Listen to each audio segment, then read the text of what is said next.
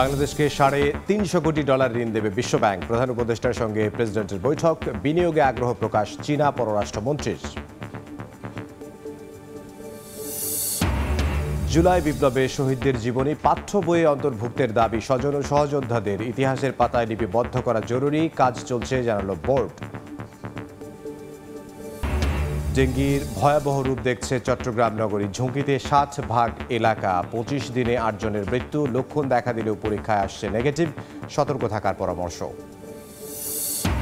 এবং লেবাননে এবার স্থল অভিযানের পরিকল্পনা ইসরায়েলের। একদিনে নিহত 72, আহত 4 শতাধিক। তুরস্কের নিন্দা, যুদ্ধ বন্ধের আহ্বান বিশ্ব নেতাদের।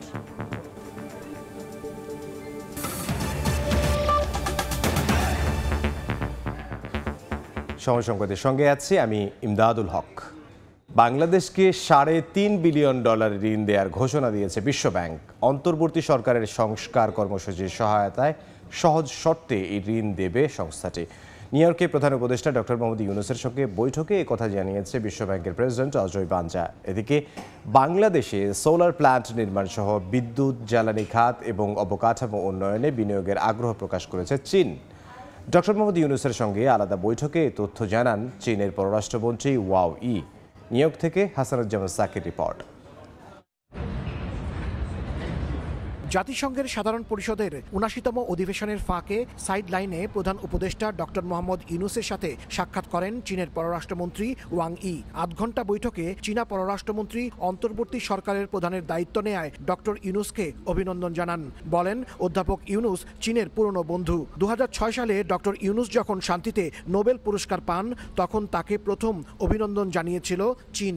পররাষ্ট্রমন্ত্রী ওয়াং ই বলেন, চীন বাংলাদেশের সাথে বন্ধুত্বপূর্ণ সম্পর্ক আরও আস্থাশীল ও সুদৃঢ় করতে চায়। সোলার প্ল্যান্ট স্থাপন সহ বিদ্যুৎ, জ্বালানি খাত ও অবকাঠামোগত উন্নয়নে চীন বাংলাদেশে বিনিয়োগের আগ্রহ প্রকাশ করায় পররাষ্ট্রমন্ত্রীকে ধন্যবাদ জানান প্রধান উপদেষ্টা।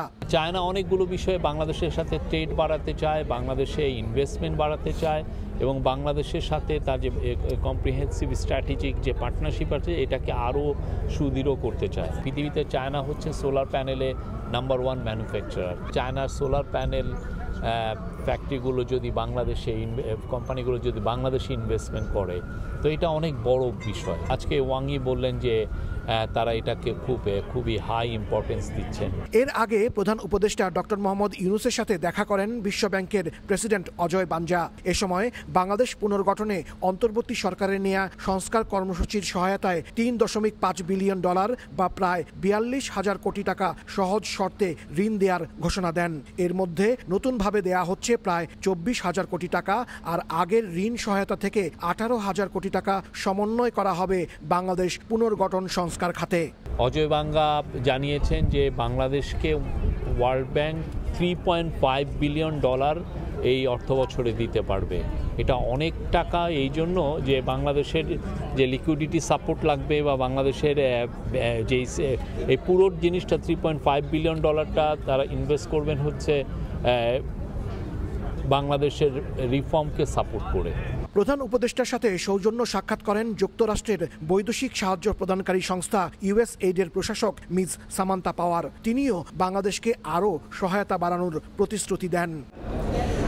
প্রধান উপদেষ্টার মুখপাত্র জানিয়েছেন, ডক্টর মোহাম্মদ ইউনূসের সাথে এসব বৈঠক হয়েছে আন্তরিক ও সৌহার্দ্যপূর্ণ পরিবেশে। বিভিন্ন দেশের বিনিয়োগ এবং আর্থিক প্রতিষ্ঠানের এই ঋণ সহায়তার প্রতিশ্রুতি বাংলাদেশের পুনর্গঠনে গুরুত্বপূর্ণ ভূমিকা রাখবে বলে জানান তিনি।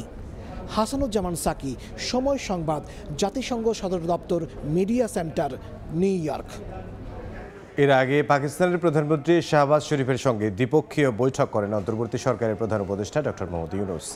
বৈঠকের পর প্রধান উপদেষ্টার অফিসিয়াল ফেসবুক পেজে জানানো হয়, আলোচনায় বিভিন্ন পর্যায়ে দ্বিপক্ষীয় সহযোগিতা পুনরুজ্জীবিত করার উপর গুরুত্ব দেওয়া হয়। এ সময় দুদেশের মধ্যে সম্পর্ক উন্নয়নের পাশাপাশি ব্যবসা বাণিজ্য সম্প্রসারণের উপর জোর দেন ডক্টর মোহাম্মদ ইউনূস ও শাহবাজ। নিউ ইয়র্ক থেকে হাসানুজ্জামান সাকির আরও একটি রিপোর্ট। জাতিসংঘ অধিবেশনে এবারের আকর্ষণ যেমন নতুন বাংলাদেশ, তেমনি পরিবর্তনের অঙ্গীকার নিয়ে অন্তর্বর্তী সরকারের প্রধান নোবেল বিজয়ী অর্থনীতিবিদ প্রফেসর মোহাম্মদ ইউনুসকে ঘিরেও আলোচনার কমতি নেই। বিশ্বের ক্ষমতাধর দেশ মার্কিন যুক্তরাষ্ট্রের প্রেসিডেন্ট জো বাইডেন সহ বিভিন্ন দেশের সরকার ও রাষ্ট্রপ্রধানরা ডক্টর ইউনুসের সঙ্গে দ্বিপক্ষীয় ও একান্ত বৈঠক করছেন। সেই ধারাবাহিকতায় সফরের দ্বিতীয় দিন পাকিস্তানের প্রধানমন্ত্রী মোহাম্মদ শেহবাজ শরীফ বৈঠক করেন প্রধান উপদেষ্টার সঙ্গে। শেহবাজ শরীফ বলেন, বাংলাদেশ ও পাকিস্তানের মধ্যে সম্পর্কের নতুন পৃষ্ঠা খোলা উচিত। I think we should turn a new page, as my brother said, and as the chief advisor said this morning to our prime minister. We have in the past had trouble in our relationship, and I think both the countries, brotherly countries, they must make a new start, which will benefit both the countries. দুই নেতার বৈঠকে নতুন বাংলাদেশ গড়ায় পাকিস্তানের সহযোগিতা চান doctor Mohammad Yunus. SAARC পুনরুজ্জীবিত করার উপরও জোর দেন প্রধান উপদেষ্টা। পাকিস্তানের সাথে আমাদের যে সম্পর্কটা, বাইলেটারাল সম্পর্কটা, এটা অনেকদিন ধরে ডরমান্ট অবস্থায় আছে।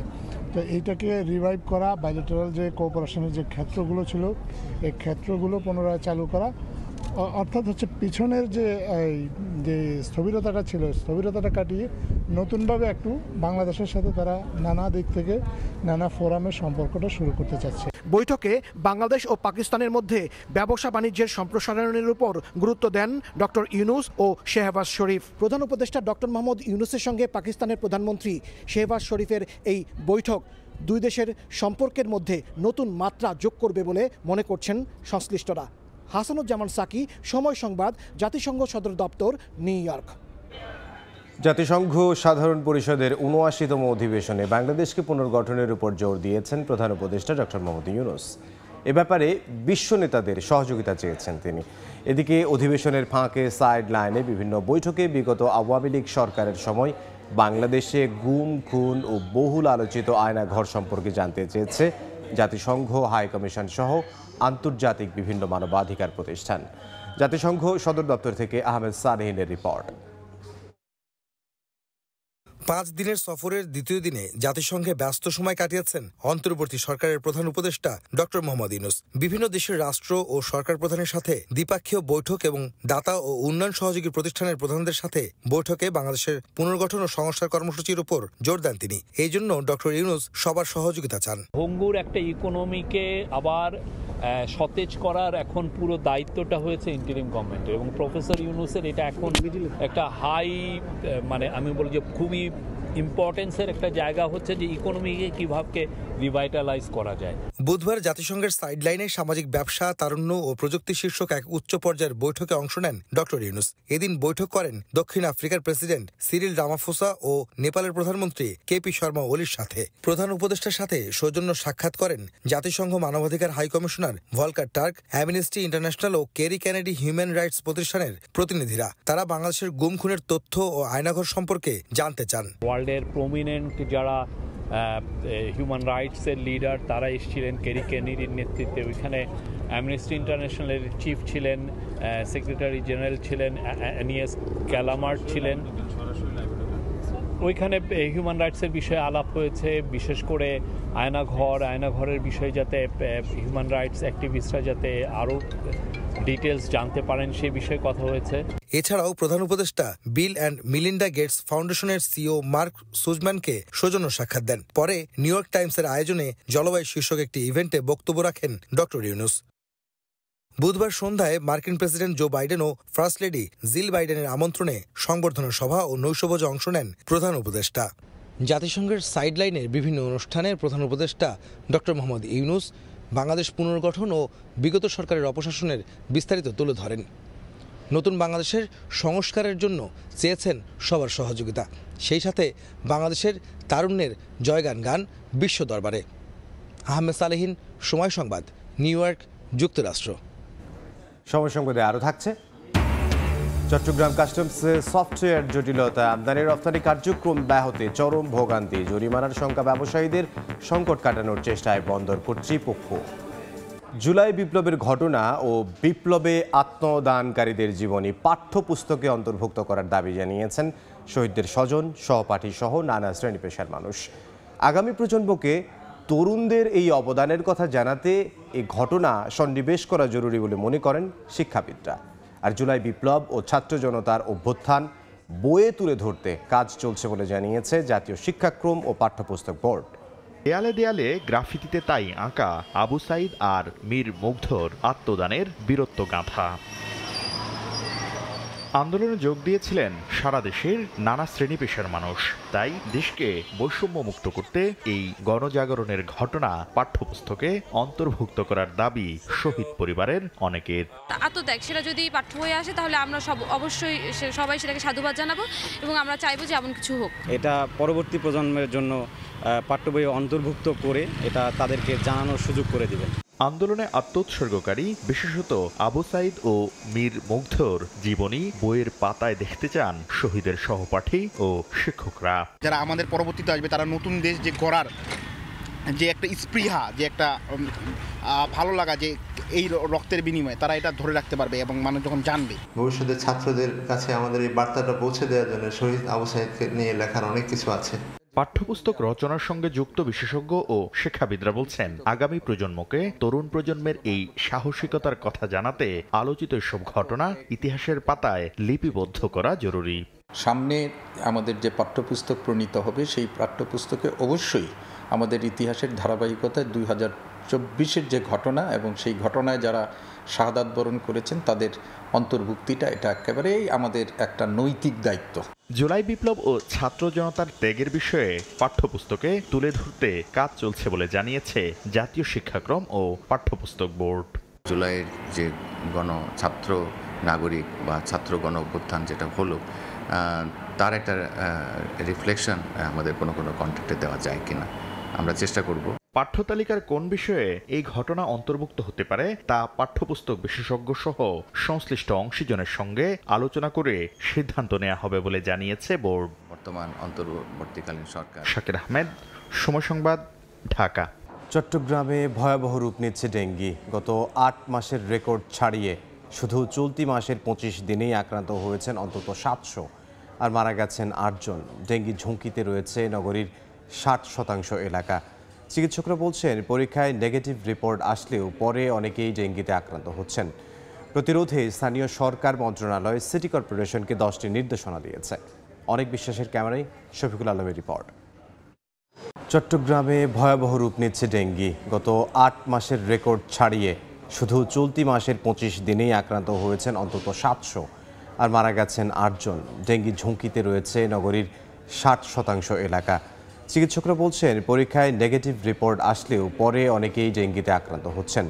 প্রতিরোধে স্থানীয় সরকার মন্ত্রণালয় সিটি কর্পোরেশনকে 10টি নির্দেশনা দিয়েছে।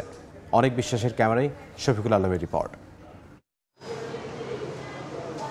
চোখ রাঙাচ্ছে ডেঙ্গু। লাগামহীনভাবে বাড়ছে আক্রান্তের সংখ্যা। হাসপাতালগুলোতে চাপ বাড়ায় ওয়ার্ডের বাইরে চিকিৎসা দেওয়ার পাশাপাশি চট্টগ্রাম মেডিকেলেও খোলা হয়েছে আলাদা ডেঙ্গু কর্নার। সিভিল সার্জন অফিসের তথ্য বলছে, গত 8 মাসে চট্টগ্রামে যেখানে 650 সেখানে শুধু সেপ্টেম্বর মাসের 25 দিনে আক্রান্ত 670 জন। গেল 8 মাসে 4 জন মারা গেলেও চলতি মাসে প্রাণ যায় 8 জনের। কোথাও যায়নি, তবে আমার যখন জ্বর হয়েছিল আমি এমনি প্রাথমিকভাবে প্যারাসিটামল খাইছিলাম। মাথা ব্যথা করে জ্বর আসতো, জ্বর এসে চলে যায়, আবার আসে, আবার চলে যায়, আবার আসে। ঠান্ডায় জাম হয়ে গেছিল, তো পেটে ব্যথা ছিল, খুব ব্যথা ছিল, সর্বশরীর ব্যথা ছিল। ডেঙ্গুতে ধরা হচ্ছে, পেটটা আমার ফুলে গেছে, খাইতে পারি না কিছু। ডাব, আবার আপনার বিভিন্ন স্যালাইন, তারপর এমনি ওর স্যালাইন দিতেছে। চট্টগ্রামের 41টি ওয়ার্ডের মধ্যে অতি ঝুঁকিতে 60টি আর কম ঝুঁকিতে 9টি। ডেঙ্গুর ঝুঁকিতে আছে 60%-এর বেশি এলাকা। চিকিৎসকরা বলছেন, থেমে থেমে বৃষ্টি হওয়ায় বাড়ছে আক্রান্তের হার। অতিরিক্ত বমি, পেট ব্যথা, দীর্ঘদিন জ্বর ও রক্তক্ষরণ দেখা দিলেই দ্রুত চিকিৎসকদের পরামর্শ নেওয়ার আহ্বান তাদের। জুন থেকে যে অক্টোবর নভেম্বর পর্যন্ত যে সমস্ত রোগীগুলো জ্বর নিয়ে আসবে, জ্বর হবে, প্রথমে আমাকে একটা ডেঙ্গু রোগী কিনা এটা বুঝতে হবে। চিকিৎসক তত্ত্বাবধানে থাকলে ভর্তি না হয়ে কিন্তু 90% ডেঙ্গু কিন্তু ভালো হয়। তো যেগুলো মারাত্মক লক্ষণ আছে, অতিরিক্ত বমি, পেট ব্যথা বা শরীরের কোনো জায়গাতে রক্তপাত হলে অবশ্যই আপনারা দ্রুত চিকিৎসকের পরামর্শ নিয়ে। নগরীর নালা, নর্দমা ও বাসাবাড়ির সামনে চোখে পড়ছে মশার লার্ভা। আটকে আছে পলিথিন, বোতল ও ডাবের খোসাসহ নানা ময়লা আবর্জনা। সিটি কর্পোরেশন বলছে, নিয়মিত পরিষ্কারের পাশাপাশি ছেটানো হচ্ছে ওষুধ। প্রতিরোধে আগামীতে নেওয়া হবে ক্রাশ প্রোগ্রাম। ডেঙ্গু রোগীর সংখ্যা বেশি সেই সব এলাকাগুলোতে চিহ্নিত করে ওই বাড়ির আশেপাশে এবং ওই এলাকায় আমরা কীটনাশক ছিটাই, এবং যেসব এলাকা থেকে রোগীর সংখ্যা বেশি আসে সেসব এলাকাগুলোতে আমরা অতিরিক্ত নজরদারি রাখি। কীটতত্ত্ব ও মহামারী বিশেষজ্ঞরা বলছেন, প্রয়োজনীয় ব্যবস্থা না নিলে অক্টোবরে ডেঙ্গুর প্রকোপ আরও বাড়তে পারে। সারা দেশের মতো পাল্লা দিয়ে চট্টগ্রামেও বাড়ছে ডেঙ্গু আক্রান্ত রোগীর সংখ্যা। এই অবস্থায় প্রতিরোধে স্থানীয় সরকার মন্ত্রণালয় সিটি কর্পোরেশনগুলোকে 10টি নির্দেশনা দিয়েছে। শফিকুল আলম, সময় সংবাদ, চট্টগ্রাম। সময় সংবাদে আরও থাকছে, ওয়ানডে বিশ্বকাপের ব্যর্থতার রিপোর্ট প্রকাশে গড়িমসি প্রতিবেদন জমা পড়লেও নির্বিকার বোর্ড, বিসিবির সভা আজ। সারা দেশে বৃষ্টি হচ্ছে এবং খুলনাতে বৃষ্টির কারণে জলাবদ্ধতার সৃষ্টি হয়েছে। খুলনার রয়্যাল মোড়ে আছেন সহকর্মী তানজিম আহমেদ, সরাসরি যাব তার কাছে।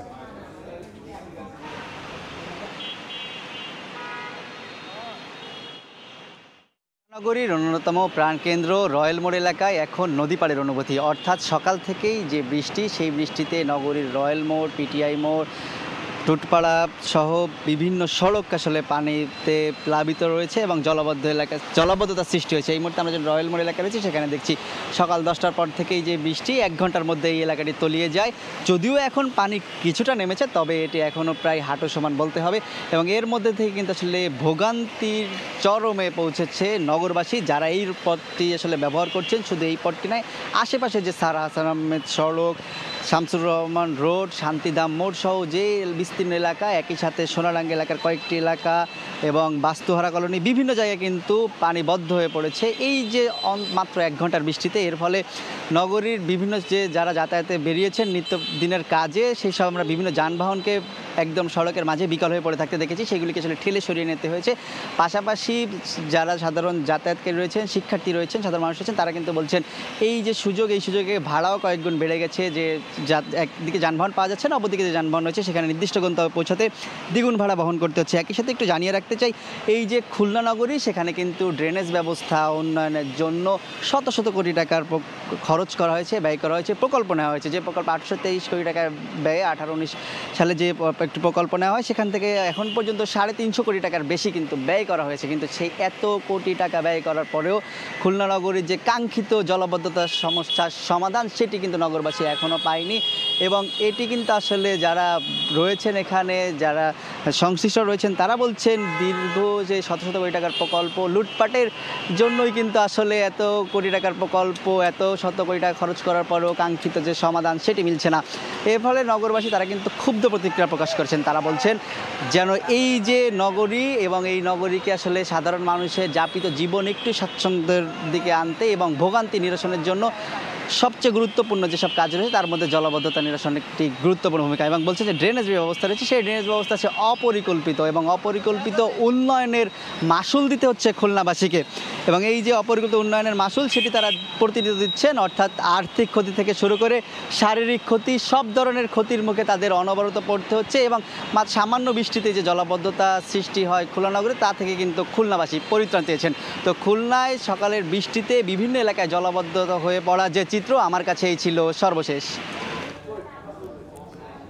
খুলনার রয়্যাল মোড় থেকে যোগ দিয়েছিলেন সহকর্মী তানজিম আহমেদ। চট্টগ্রাম কাস্টমসে সফটওয়্যার জটিলতায় চরম ভোগান্তিতে পড়েছেন ব্যবসায়ীরা। ব্যাহত হচ্ছে আমদানি রফতানি কার্যক্রম।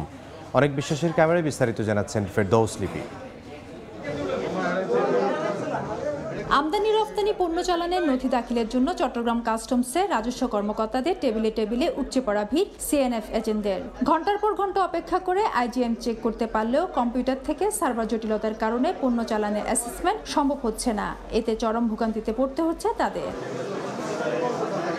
CNF agent Bangladesh freight forwarder association সহ কেউ কাজ যথাসময়ে শেষ করতে না পারায় ব্যাহত হচ্ছে আমদানি রফতানি কার্যক্রম। ডকুমেন্ট যখন আইজিএম চেক দিতে যায় তখন সার্ভার ঘুরতে থাকে, সঠিক সময়টা পাচ্ছে না। এইভাবে ওনারাও 2-1 ঘন্টা অপেক্ষা করার পরে যদিও 1-2টা ডকুমেন্ট উনি আইজিএম চেক করে স্বাক্ষর দিলে আরও টেবিলে দিলে আরও টেবিলেও সার্ভার নাই। জাহাজ পাচ্ছে না সময় মতো, তারপরে আপনার বন্দরে ড্যামারেজ আসতেছে, এই বিভিন্ন সমস্যার কারণে সরকারও রাজস্ব হারাচ্ছে। ক্রেতা আমাদের থেকে বিমুখ হয়ে যাচ্ছে এবং আমদানির ক্ষেত্রে সঠিক সময় মালটা ইম্পোর্টারের কাছে নিতে পারতেছি না, ওদের ড্যামারেজ খাচ্ছে। সিস্টেমের আপগ্রেডেশনের কারণে এই সমস্যা হচ্ছে জানিয়ে কাস্টমস বলছে, সকাল ও রাতে অফ পিক সময়ে কাজ করে সংকট কাটানোর চেষ্টা করা হচ্ছে। এনবিআর থেকে নিয়ন্ত্রিত হচ্ছে এই সার্ভারটা। তো এনবিআর আমাদের যে ন্যাশনাল এসআইকুরা টিম আছে তারা খুব দ্রুততার সাথে কাজ করতেছে এবং আশা করা যাচ্ছে যে এটা খুব দ্রুতই এই সমস্যাটার সমাধান হয়ে যাবে। তবে এক্ষেত্রে এনবিআর এর উদাসীনতাকে দায়ী করে ভবিষ্যতে বিকল্প ব্যবস্থা রাখার দাবি ব্যবহারকারীদের। যতক্ষণ পর্যন্ত ওই আপগ্রেড ভার্সনটা স্মুথ না হবে ততক্ষণ পর্যন্ত যেন আগের ভার্সন স্মুথলি কাজ করে, এই প্রক্রিয়া সম্পূর্ণ একটা প্রযুক্তিগত ব্যবস্থা। এটা অবশ্যই তাদের আইটি বিশেষজ্ঞরা আছেন তারা দেখবেন। 2013 সালে সর্বপ্রথম আমদানি রপ্তানি বাণিজ্যে আন্তর্জাতিক এসআইকুডা ওয়ার্ল্ড সিস্টেম চালু করে চট্টগ্রাম কাস্টমস হাউস। ফেরদৌস লিপি, সময় সংবাদ, চট্টগ্রাম। দেশের বাইরের খবর, লেবাননে ইসরায়েলের হামলায় একদিনে নিহত হয়েছেন অন্তত 72 জন, আহত 4 শতাধিক। সশস্ত্র গোষ্ঠী হিজবুল্লাহর বিরুদ্ধে চলমান বিমান হামলার পাশাপাশি এবার স্থল হামলার পরিকল্পনা করছে নেতানিয়াহু বাহিনী। ইসরায়েলের সেনাপ্রধান বলেন, লেবাননে প্রবেশের পথ সুগম করতেই সাম্প্রতিক হামলাগুলো চালানো হচ্ছে। চলমান পরিস্থিতিতে লেবাননের দিকে সাহায্যের হাত বাড়ানোর প্রতিশ্রুতি দিয়েছে তুরস্ক। দুই দেশের মধ্যবর্তী এক বৈঠকে ইসরায়েলে চালানো হামলার নিন্দা জানান তুর্কি পররাষ্ট্রমন্ত্রী হাকান ফিদান। বলেন, ইসরায়েলি বাহিনীর বর্বরতার বিরুদ্ধে বৈরুতের পাশে আছে আঙ্কারা। এর মধ্যেই ইসরায়েলের সঙ্গে সব ধরনের বাণিজ্য বন্ধ করে দিয়েছে দেশটি। এদিকে জাতিসংঘের নিরাপত্তা পরিষদের বৈঠকে লেবানন ও ইসরায়েলের সম্ভাব্য যুদ্ধ থেকে বিরত থাকার আহ্বান জানাচ্ছেন বিভিন্ন বিশ্ব নেতা। ব্রিটিশ প্রধানমন্ত্রী কিয়ার স্টারমার বলেন, পরিস্থিতি আরও গম্ভীর হওয়ার আগেই লেবানন ও ইসরায়েলের মধ্যে যুদ্ধবিরতির ব্যবস্থা করা উচিত। একই সঙ্গে কূটনৈতিক উপায়ে বেসামরিক নাগরিকদের দ্রুত তাদের বাড়িতে ফেরানোর ব্যবস্থা করার উপর গুরুত্ব আরোপ করেন তিনি। সাদিয়া তাসনিম, সময় সংবাদ। খেলার খবর, আবারও মিটিংয়ে বসতে যাচ্ছে বাংলাদেশ ক্রিকেট বোর্ডের পরিচালকরা। আজ বিকেল 4টায় এই মিটিং ডেকেছেন নতুন সভাপতি ফারুক আহমেদ। দেশে রাজনৈতিক পট পরিবর্তনের পর বদলে গেছে বাংলাদেশ ক্রিকেট বোর্ড। এ পর্যন্ত 2টি বোর্ড সভাও হয়ে গেছে তার অধীনে। এবার 3য় সভা ডেকেছেন তিনি। বোর্ডের এ সভা থেকে আসতে পারে বেশ কিছু গুরুত্বপূর্ণ সিদ্ধান্ত। টানা 3 কার্যদিবস অনুপস্থিত থাকা পরিচালকদের পদ শূন্য ঘোষণা করতে পারেন প্রেসিডেন্ট। পাশাপাশি পদত্যাগ করা খালেদ মাহমুদ সুজনের জায়গায় নতুন কাউকে নেওয়া হবে কিনা সে সিদ্ধান্ত নিতে পারেন তিনি। এছাড়া আসন্ন বিপিএল নিয়ে চূড়ান্ত সিদ্ধান্ত নিতে পারেন পরিচালকরা। এ পর্যায়ে শীর্ষ সংবাদগুলো জানিয়ে দিচ্ছে আরও একবার। বাংলাদেশকে $350 কোটি ঋণ দেবে বিশ্বব্যাংক। প্রধান উপদেষ্টার সঙ্গে প্রেসিডেন্টের বৈঠক, বিনিয়োগে আগ্রহ প্রকাশ চীনা পররাষ্ট্রমন্ত্রীর।